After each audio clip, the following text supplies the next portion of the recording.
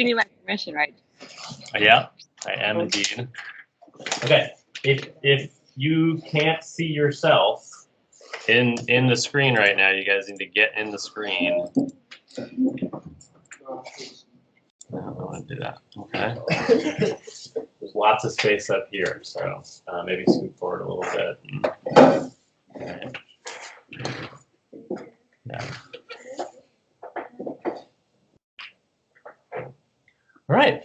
Well, welcome. This is photo 2, period 4. We've got about a half an hour or so to chat. Awesome. These guys have just been introduced to the photo essay format, and we thought it'd be a good idea to give you a call, and maybe you could tell us a little bit about yourself, how you got into photography, and then like what you use or how you use the photo essay format. Awesome. Good morning, y'all. It's early on a Friday. How is everyone awake?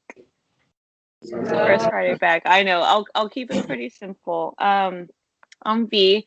I'm based here in Brooklyn, in New York. But I'm originally from Texas. And then I think I first started with photography back in your position in my photo class in high school, and I just fell in love with it. I studied psychology in undergrad, and then I minored in photography, and then I spent some years teaching, and then I went back to get my master's in photography up in upstate New York in Syracuse, and now I work in film, and I teach part-time at ICP, which is the International Center of Photography in New York, if you guys have ever been. But I don't like talking about myself. Mr. Stansfield knows this. So I would love if you have any questions. I know you guys were given the PowerPoint for the format of photo essays. I'm kind of curious to where everyone is. I know you guys have about 2.5 weeks to complete the project, which is very, very short in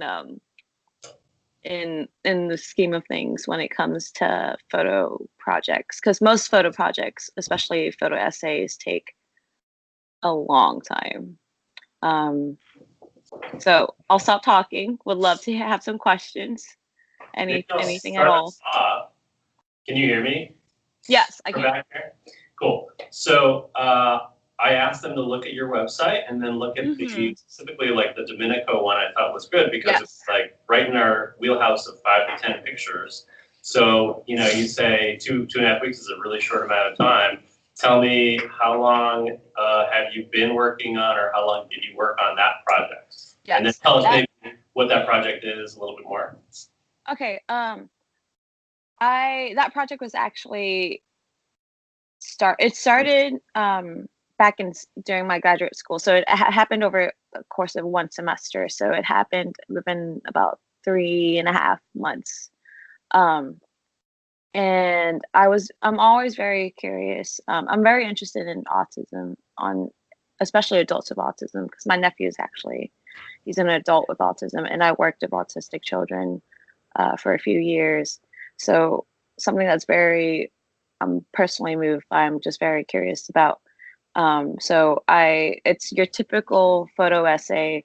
I did my research. I went out into the community of Syracuse.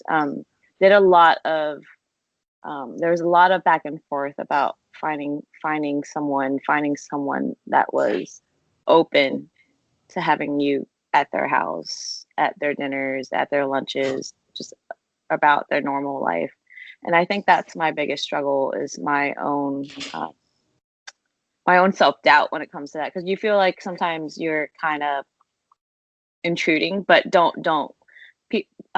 these people are inviting you into their house and home to tell their story, and that within itself is a gift. So I'm asking, that story was within, I think, a 4-month period. I got to meet the family, and everyone approaches it differently. Some people bring their cameras on their first meeting. Some people don't. I personally didn't, because I wanted to get a feel, especially for a subject that's sensitive, and just trying to build rapport. Anything else? That project was your very typical photo essay. I was given a deadline. I had to go out and find a subject, find something that I was very interested in. So I suspect we're going to be photographing things that we have more access to.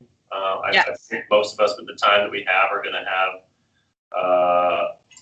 we're going to be looking a little bit closer. We're probably not going to be approaching strangers, trying to build relationships. Yeah. It's hard. Yeah, it is an interesting thing. It's very hard. Anyway, let's open it up. Any questions for questions about the photo essay in general and the assignment? If she can answer it, I'm sure we can answer it together. Questions about our own work? Jump right in. Go for it. Yeah. Yes. What do you enjoy about these pictures? I always one of my biggest goals whenever I make a photograph is trying to convey a message that I myself is trying to express through light. One of my favorite high school photo teachers once said that photography literally means writing with light. So for you to somehow see light and try to convey it within a given moment is beautiful. It's a beautiful art. So I'm actually very curious to what everyone is thinking about when they're working on this project for the next 2 weeks. That's a great question. This is brand new. Please. I'm sure a lot of us don't know yet, but does anybody have a sense of what they want to photograph, or has anybody thought about that?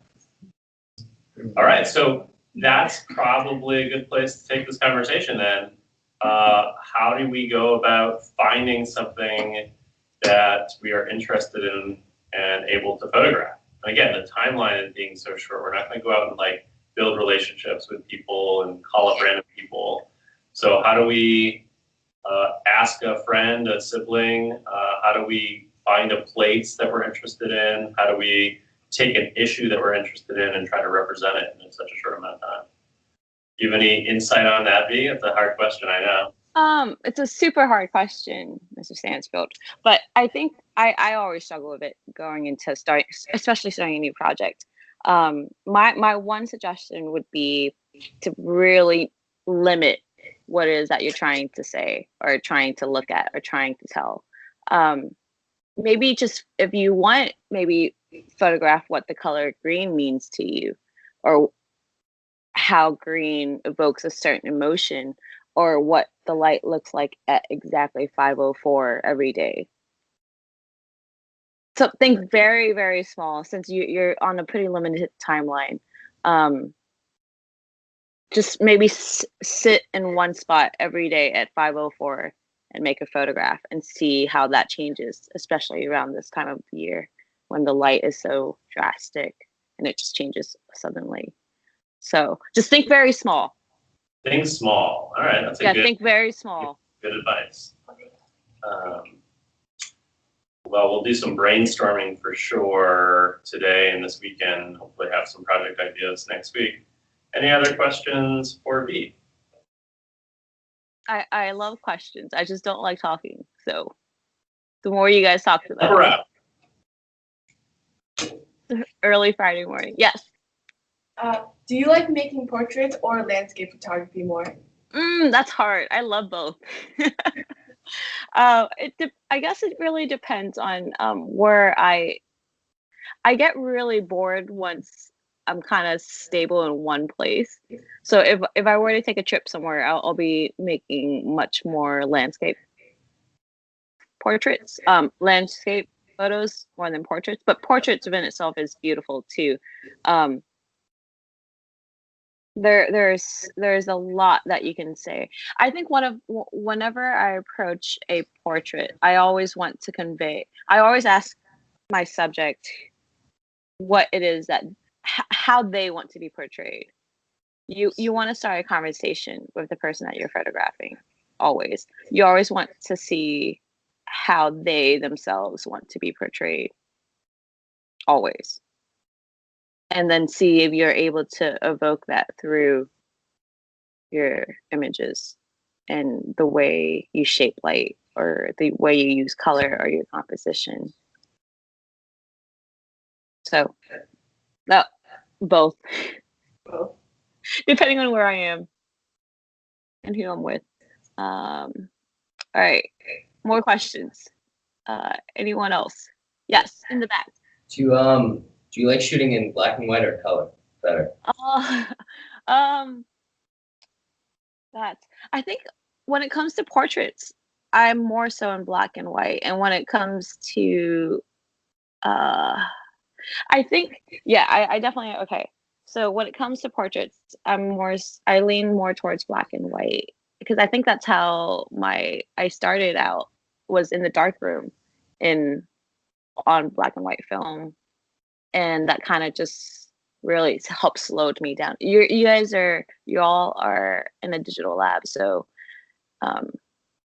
one way of also limiting your scope is making only 36 frames and trying to tell a story from that. But try to do that within maybe 3 or 4 days and see what you have. I think my biggest advice would be to really plan ahead. Trying to really scope out what it is that you're trying to say in your story.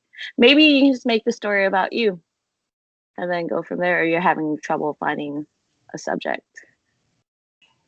Yeah, that's a great idea. And I thought maybe we could shift a little bit back to that. I'm just sort of thinking about how nobody's got an idea here. How do you choose, you talked a little bit about Domenico, you're interested, you have this relationship with a family member who's autistic. This was something that you wanted to explore because of that. For us who, we're not photographers, all of us, we don't identify as like photographers necessarily. This is one part of our very, very busy day. We might work, we've got 7 other classes, there's a lot of homework, it's the end of the semester. There's a lot of these factors here. I totally agree with you, B. Make it simple, make it accessible, make sure that you can choose something that you can actually accomplish. But then back to the question of how, as an artist, do you, and how would you kind of help us to think about how we can, how do you choose a subject to photograph? And again, sort of thinking in the context of like, how are we going to do that? I think for me, I always have to look in before I can look out. Everything I work on, especially everything I ever work on, has to be something I care for. But I care for everything, so that's hard. It's just something that you're interested in. If you're interested in the latest shoes or the latest running shoes, maybe do a photo story on people with cool kicks. It will show what the project that you work on should be something that you're interested in and something that you that kind of makes you happy making a frame. It shouldn't be a drag. I think. Good advice. Like what are your hobbies? Kind of start from there. Like make a list of your top 5 things that you like to do after school, before school, or during school, and then just kind of go from there and then make it more narrow. Maybe if you like music, do a photo essay on portraits on people who like the exact opposite of what you like. Just think about what your interests are and then kind of list that and kind of really hone it in from there. That's great advice. Think small, y'all. You have 2 weeks, so that's a very tiny time frame. Anything else? Yeah. Any other questions? Go ahead. Yes. Any other questions for V? Nothing at all. Jot some down. So let's hear from some people, please. Love questions. I would love to hear from you all after this too. I want to see where everyone goes with their projects. Oh, do you want to see? You want to see the work? Is that what you're saying? Yes, I do. I do. Oh, all right. Cool. We'll definitely share that then. Was there a question? Yes. Where was your favorite place to travel to take pictures? It had to be Vietnam. I have a very deep connection with Vietnam. I'm Vietnamese, so for me, Vietnam is a very special place. My master's project is actually centered around what Vietnam means to me. And also, if you all need resources, there's so many photographers that I'm able to name, and Mr. Sansfield can do. He did a very, very good job about giving you guys all examples of photo essays. So it's also really good to look at other people's work and kind of see. I think that's my other advice, is looking at photographers who you admire, and also photographers who are doing, just like even on Instagram, that's your best.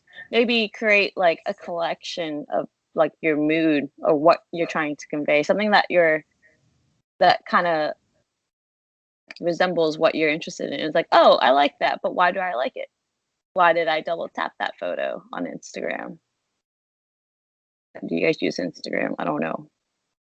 How many people use Instagram on the regular for browsing, even if you're not making your own posts on Instagram? Ew, I'm guilty. So guilty. Yeah. Oh, yeah. Cool. All right. And how many people have an Instagram that you like make pictures and post to, whether it's your own pictures or even if it's just like selfies and like Insta kind of stuff? And so we're using it as a input, but not necessarily all making and posting. That's okay. Yeah, that's. We all do it. I get a lot of my inspiration from Instagram, just creating like a whole entire spread of why I like the photos that I like. There's usually a pretty solid mood I'm trying to convey. I think that's one of my biggest things, is also what it is I'm trying to evoke, what it is I'm trying to make you feel from a photograph.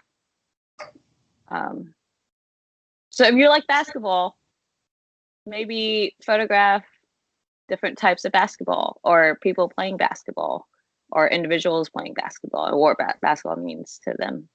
Well, let's break that down. Let's break that down for a second, B. So we talked a little bit about how a photo essay will typically have different kinds of photos, and your lead photo, your clincher photo, your establishing shot, your detail shot, and that's what I presented in the in your PowerPoint. Yeah, the PowerPoint. Yes. So what I'm thinking is maybe we could break down really quickly, like if you were a high school student, you had like 2 afternoons that you could go and shoot basketball in the next 2 weeks, and that was it. What's your shot list? Let's say you're going to go to the basketball game with the team like one day, and then you're going to go to the YMCA to shoot like a pickup game with your friends the next day. Like what's your shot list look like? How are you going to plan this out? It definitely be obviously an establishing shot, just to set up the environment, just to give you an idea of where you are, and then a close-up obviously, and then something that's more static, and then the exact opposite, someone that's in motion. Basketball is all about movement. I actually know a lot about basketball. I love it. It's my favorite sport. So, and also it's going to these places at different times of day. That's a very big thing. That's all photography is. It's just how the light changes, or how light is. So wide shot of the whole entire environment, close up of maybe the players playing, close up of the basketball, maybe the photograph you're trying to make. Also think about the opposite. Like, what if you're shooting the court, maybe think about what it is that is behind you. Maybe photographing the audience and the fans and the family members or the friends who are just on the sidelines. Think about the shot. Also think about the shot that you're not thinking about. So what else? Close-up portraits. Why people in action, not non. Maybe colors, just like even the colors during basketball, like jerseys, shoes, ball, court, net. So I'm excited to see everyone's work. Cool. That's helpful. It's a good. I think it's a helpful breakdown of like we can kind of if we have a hobby that's a sport or like dance, for example, something like that. I feel like we could take that shot list and just transfer it to a lot of things that we're interested in. That's good. Keep it simple. Yeah. That's my biggest advice: is keep it simple, especially with the time frame that you have. Keep it very simple. I had a classmate once just. I had a student once that just shot different what the different colors are on the spectrum. Just photographing that and what those colors convey. That within itself is a really cool photo essay. Just thinking very simply. It doesn't have to involve people. Don't be taken away that you need to go out there and find a subject, because that's really hard. Any last questions? We've got about 5 or 6 minutes. I want to have a chance to wrap up with these guys before the bell rings. We've got about 7 minutes, but let's take 1 more minute here. Any last questions for me before we say goodbye for now? Where do you all get your inspiration? I know photography is like one of the least things that is, like Jesse's like Mr. Sandfield said, it's you're busy during the day. But why did you take this class? I know that's a lot longer than a 5-minute question though. Anybody want to respond to that? I'm inspired by like movies and stuff.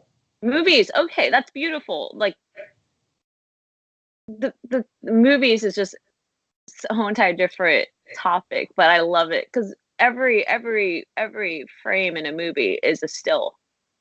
And if you're able to slow down and look at each frame of a movie, there's a reason why it's lit the way it is. But even maybe emulating that, like what are your top 3 favorite movies, and kind of conveying that in an environment that's within your reach. That's really cool. Anybody else want to share your inspiration? Yes. I was inspired by my mom because she always likes taking pictures of families and putting them in albums to save for later when we're older. So I was like wondering why she liked that. So that's why I took the class. I was interested in like her perspective. That's sweet. That's super sweet. Cool. Very small. Well, anyone up in the front? say again. Anyone in the front?